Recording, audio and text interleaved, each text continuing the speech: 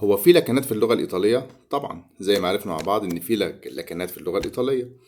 في لكنات في الشمال، وفي لكنات في الجنوب، وفي لكنات كمان في منطقة سردينيا، وفي منطقة سيشيليا. دي كلها بتتكلم بلكنات مختلفة، لكن هم كلهم بيفهموا الستاندر. فالمفروض لما باجي ادرس ايطالي، بدرس ايطالي، المفروض بدرس ايطالي ستاندر، عشان الستاندر هو اللي مفهوم في كل المناطق دي.